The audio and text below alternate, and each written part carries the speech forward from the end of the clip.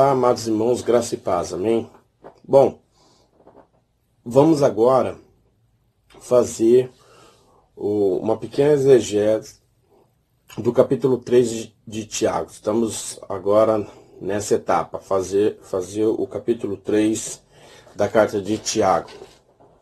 Bom, a carta de Tiago, capítulo 3, para muitos comentaristas, é uma das partes da carta de Tiago mais difícil de ser feita exegese, por conta justamente da questão que Tiago fala da língua. Bom, o Tiago vai falar sobre o domínio da língua no capítulo 3, e eu já vou adiantar dizendo que há sempre uma relação do que ele já falou anteriormente. Podemos ver isso, que há uma relação da sua escrita. Por mais que Tiago entre em um assunto abruptamente, mude de assunto, os seus assuntos é possível fazer uma ligação com as outras partes com qual ele escreveu. Então, vamos ver um exemplo. Tiago vai falar sobre o domínio da língua, e no capítulo 1, versículo 26, ele diz assim: se alguém supõe ser religioso, deixando de frear a língua, enganando o próprio coração, a sua religião é vã. Então, olha a conexão aqui disso. E também o versículo 19 do capítulo 1 diz que vocês sabem essas coisas, meus amados irmãos. Cada um esteja pronto para ouvir, mas seja tardio para falar e tardio para ficar irado. Então, essas duas relações, dois versículos, o 19 e o 26 do capítulo 1 de Tiago, de certa forma, faz uma ligação com o que ele vai falar no capítulo 3. O capítulo 1 todo tem uma certa ligação com o capítulo 3, uma vez que o capítulo 1, versículo 19 ao 26, que fala de ser tardio em falar e pronto para ouvir, e aí mais à frente a gente vê que ouvir é ouvir o evangelho, né? Ser dominado, ser transformado pelo evangelho, e depois ser operoso praticante, ter uma fé operosa praticante, né? Essa relação toda vai ser buscada, vai ser necessária para dominar a língua no capítulo 3. Vamos lá começar no capítulo 3, diz assim: meus irmãos, não sejam muito de vocês mestres, sabendo que seremos julgados com maior rigor, porque todos tropeçamos em muitas coisas. Se alguém não tropeça no falar, é um indivíduo perfeito, capaz de frear também todo o corpo. Ora, se colocamos um freio na boca do cavalo para que nos obedeça, também lhes dirigimos o corpo inteiro. Observe igualmente os navios que, sendo tão grandes, impelidos por fortes ventos, são dirigidos por um pequeníssimo leme e levado para onde o piloto quer. Assim também a língua, pequeno órgão, se gaba de grandes coisas. Vamos parar aqui e depois a gente continua. Então veja, Tiago começa falando sobre, iniciando dizendo, meus irmãos, né? Sejam muitos de vocês mestres. Essa parte aqui, muitos comentaristas falam de que Tiago está falando com a liderança, com pessoas que querem ser mestres, né? Lembrando que essa palavra mestres, lá em Coríntios, tem uma relação de profeta, alguém que leva a palavra, alguém que itinerantemente vai às igrejas e anuncia a vontade de Deus, ensina a palavra. Tiago aqui parece que ele está se referindo a essas pessoas dentro da igreja, da sua comunidade, que desejam ensinar. Essas pessoas precisam ensinar bem, não se atrapalhar na sua exposição, não trazer contendas na sua exposição. A princípio parece ser isso, mas ao longo do texto nós vamos ver que é isso também e outras questões mais, porque parece que Tiago se dirige àqueles que desejam ser mestres e precisam dominar a língua, não só dominar a língua no sentido de não ser tropeço na vida de ninguém ao falar, ao instruir, mas também dominar a língua no sentido de não se deixar ser dominado pela língua e provocar confusões, provocar brigas, provocar facções. Isso tanto para o líder, mas também serve para os membros da sua comunidade, os membros da igreja cristã. Então, o que é interessante aqui é que ele fala assim que sabemos que seremos julgados com maior rigor. Que todo aquele que quer ser líder precisa entender que a sua fala, o resultado de sua fala será julgado pelo maior rigor. Aí ele diz que, porque todos, o versículo 2, porque todos tropeçamos em muitas coisas. Se alguém não tropeça no falar, é um indivíduo perfeito. Ele se inclui, Tiago se inclui, como sempre, né, dentro do início da carta, se inclui como alguém que também ensina e que também pode tropeçar. Mas aí Tiago vai falar assim, que aquele que não tropeça é um indivíduo perfeito. Na verdade, essa palavra perfeito, ela também já apareceu no capítulo 1, e a ideia maior aqui seria um indivíduo maduro. Essa que seria a melhor tradução possível, dentro do contexto das alusões ao texto, seria um indivíduo maduro, capaz de frear todo o corpo. E Tiago provavelmente está mostrando que é possível se tornar maduro e não se deixar ser dominado pela língua. A gente consegue ver isso ao longo do texto. E aí ele continua dizendo assim, ora, se colocamos um freio na boca do cavalo para que nos obedeça, também lhes dirigimos o corpo inteiro.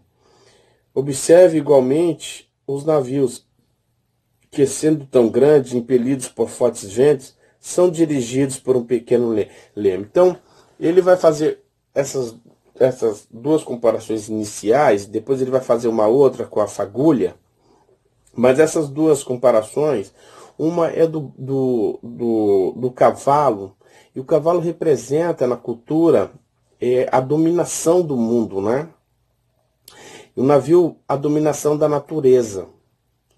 Então, se o homem consegue dominar o mundo, dominar o mundo politicamente pela força militar dos cavalos, e se o homem consegue dominar a força da natureza pela invenção do barco, o que parece que Tiago está mostrando é que é possível dominar a língua. E aí ele vai mostrar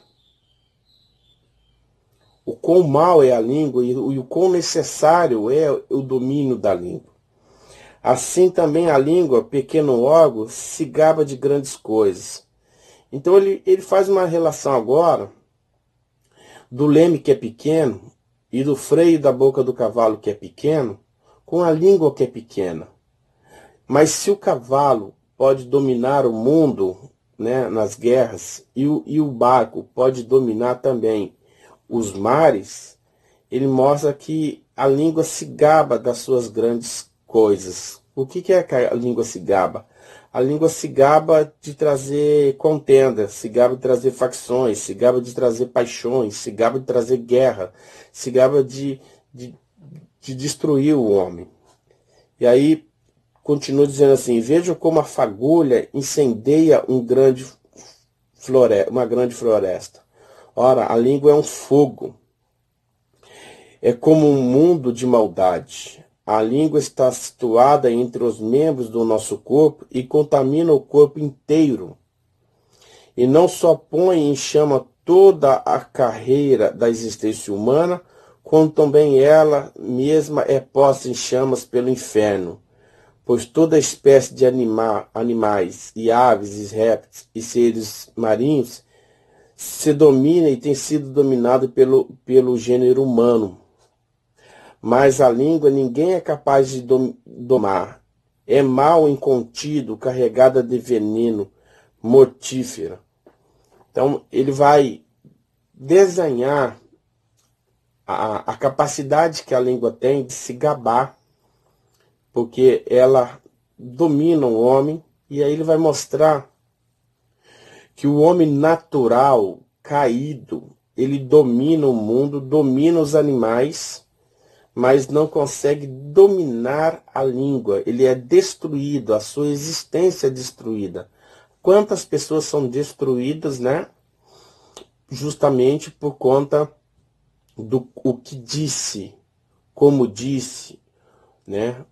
Dizer algo a alguém, magoar alguém, ou criar inimizade com alguém, ou criar uma guerra com alguém. Então, a destruição existencial do indivíduo, que se encontra ali no versículo 6, que para muitos comentaristas é o versículo mais difícil da carta. Nós não vamos ir muito além também nesse versículo 6, que ele faz exatamente essa relação da língua que destrói a natureza humana e também o leva para o inferno, né? Para o Geena, que está lá em Mateus. Entende que o homem, o ímpio, né, é condenado, e sendo condenado, ele também ainda contribui para a sua própria condenação e inferno. Aí ele continua dizendo assim, mas a língua também é capaz de domar, e é um mal incontido, carregado de veneno mortífero. Mas a língua ninguém é capaz de domar, e ela é carregada de um veneno mortífero. É o que a gente já terminou, né, de falar. A língua, ela aqui nesse versículo, no grego, ele está dizendo assim que a língua é um veneno capaz de destruir o homem, né? Um veneno mortífero mesmo. Mas ele diz assim, com ela, versículo 9, com ela bendizemos o Senhor e Pai, também com ela amaldiçoamos os homens feitos à semelhança de Deus. De uma só boca procede bênção e maldição. Meus irmãos, não é conveniente que essas coisas sejam assim. Por acaso pode a fonte jorrar do mesmo lugar água doce e água amarga? Meus irmãos, será que a figueira pode produzir azeitona? Ou a videira figos? Assim também uma fonte de água salgada não pode dar água doce. E agora ele vai dizer que a língua pode bendizer a Deus e maldizer o homem. E aí Tiago vai dizer assim que essa atitude não pode ocorrer. E quando ele diz que essa atitude não pode ocorrer, junto com o versículo 3, que ele fala, ora, se colocamos um freio na boca do cavalo para que nos obedeça, também lhes dirigimos um corpo inteiro. O que a gente pode concluir aqui é que, ao longo do capítulo 3, até aqui, versículo 8, Tiago está mostrando o poder destruidor da língua e como o homem ele consegue ser dominado pela língua. Mas ele mostra também como o homem tem a inteligência de dominar outras coisas poderosas, como a natureza e como o mundo, dominando pela guerra, a força do cavalo, e dominando a força da natureza pelo barco. O que agora ele parece estar encaminhando o seu leitor é de que o cristão, aquele que confia em Deus, aquele que tem fé em Jesus Cristo, que é perseverante, a importância dessa palavra, aquele que persevera na fé e crê em Deus, e no capítulo 1, aquele que também pratica a palavra e é um operoso praticante da palavra de Deus, assim como a gente pode ainda fazer alusões e dizer assim, aquele que é dirigido pela lei perfeita, a lei da liberdade, que é o Evangelho, que se encontra no capítulo 1, vamos resgatar isso e ler novamente. Esse cristão, ele tem o domínio, e por isso ele vai dizer assim, essas coisas não podem ser assim. Se não podem ser assim, é porque ela é possível de ser dominada. É possível de buscar se tornar maduro na fé. E aqueles que buscam se tornar maduro na fé vão ao longo da caminhada dominando a língua. Versículo 2 do capítulo 3, ele vai falar assim que todos nós tropeçamos. É possível tropeçar, mas o que não é possível é o homem viver de tropeços. Viver tropeçando ou viver na iniquidade do domínio da língua. E aí ele vai terminar dizendo assim no versículo 11 e 12 que já lemos. Por acaso pode a fonte jorrar do mesmo lugar água doce e água amarga? Ou a figueira produzir azeitona? Ou a videira figos? Ele faz uma comparação agora que a natureza no mundo, ela não se contradiz a sua própria criação, a sua própria existência. Se a natureza, que é a água doce, não pode jorrar água salgada, e a figueira não pode produzir azeitona, se a natureza ela não pode ir contra a sua própria existência, o que parece por alusões, o que Tiago está mostrando, é que o cristão não pode ir contra a sua nova natureza que está em Cristo Jesus. Então, quem está em Cristo Jesus tem uma nova natureza, a nova natureza da lei perfeita, a nova natureza da lei da liberdade, que é o Evangelho. E levando em consideração que nós somos aqueles que buscamos a sabedoria de Deus, então, e persistimos na fé. Então, tudo isso leva por alusões, à conclusão de Tiago, de que o cristão, ele pode sim ter consciência do mal da língua, ter consciência da sua dependência em Deus, e depender de Deus sendo operoso praticante e buscando ser maduro na fé ao ponto de controlar a sua língua. E não ir contra a sua nova natureza, que é a natureza do cristão, que é lavado no sangue de Cristo. Versículo 13, aí continua dizendo assim: quem entre vocês é sábio e inteligente, mostre as suas obras em mansidão de sabedoria, mediante a sua boa conduta. Se pelo contrário vocês têm em seu coração inveja, amargura e sentimento faccioso, não se gloriem disso, nem mintam contra a verdade. Então veja aqui, ele vai mostrar, né, que se o cristão, aquele que quer ser líder, ou até mesmo um próprio membro, se entende como sábio, que ele mostre a sua sabedoria, não se deixando ser levado pela língua, porque isso tudo traz traz de vocês um coração de inveja, amargura e sentimento faccioso. Não se glorie nisso, nem minta contra a verdade, né? Não minta contra si mesmo. Tenha consciência disso e lute contra isso. Versículo 15. Essa não é a sabedoria que desce lá do alto, pelo contrário, é terrena, animal e demoníaca. Pois onde há inveja e sentimento faccioso, aí há confusão e toda espécie de coisas ruins. Então, qual é os frutos do mau controle da língua? Qual é os frutos de uma língua que controla o homem? É sentimento faccioso, inveja, confusões, né? Esses são os sentimentos de uma sabedoria demoníaca.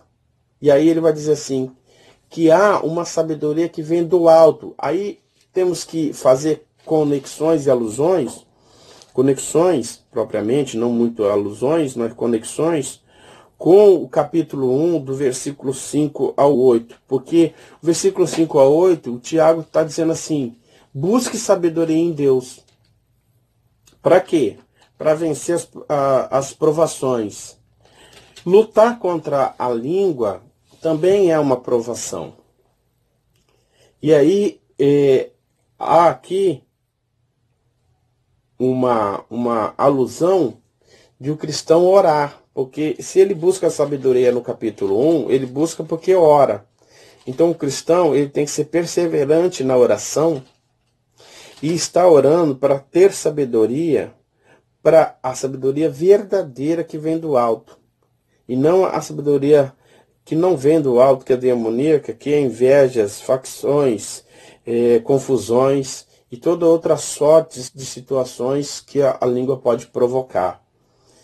Esse que é cristão, que busca ter consciência da sua limitação, que busca ter consciência das suas dificuldades, busca ter consciência do pecado, e de que ele precisa vencer cada dia o pecado, sendo persistente na oração, sendo persistente na prática da palavra, um operoso praticante, esse que recebe a sabedoria, esse receberá a sabedoria de Deus. E essa sabedoria de Deus que vem do alto é primeiramente pura, ela é santa, busca a santidade, ela é pacífica. Aí, versículo 17, é gentil, amigável, cheia de misericórdia e de bons frutos, imparcial, sem fingimento. Ora, é em paz que se semeia o fruto da justiça para os que promovem a paz. Lembra que nós falamos no versículo 13 do capítulo 2, sobre a misericórdia de Deus que triunfa sobre o juízo, e que devemos pregar, né, no capítulo 2, fala que devemos pregar o evangelho. Agora aqui ele está dizendo, né, que é em paz que semeamos o fruto da justiça. Que fruto da justiça é isso? O evangelho. O evangelho é o fruto da justiça e é em paz, dominando a língua, não trazendo confusão dentro da igreja, não trazendo confusão fora da igreja, né, dominando a nós mesmos pela palavra, pela a nossa obediência às escrituras. É em paz que vamos semear o fruto da justiça, né? E o texto vai dizer assim, sem fingimento. É interessante, né, que sejamos amigáveis, gentios, cheios de misericórdia e de bons frutos imparciais, sem fingimento. Essa palavra é muito interessante, muito importante, porque ela tem uma certa ligação com o versículo 14, que fala assim, nem mintam contra a verdade. Né? O cristão autêntico, maduro, e o que busca se tornar maduro, ele não é um cristão fingido. Ele não é um cristão sem consciência das suas limitações e dificuldades. Ele não finge ser espiritual. Ele não finge ser sábio. Ele não finge ser mestre. Ele não finge ser irmão. Ele é o que ele é, irmão, com suas dificuldades, mas buscando perseverantemente em Cristo, praticando a palavra de Deus, confrontando a palavra de Deus com seu coração e buscando de Deus sabedoria para, sem fingimento, propagar os frutos da justiça, propagar o reino de Deus. Que Deus nos abençoe. Um abraço a todos. Próximo vídeo faremos o capítulo 4.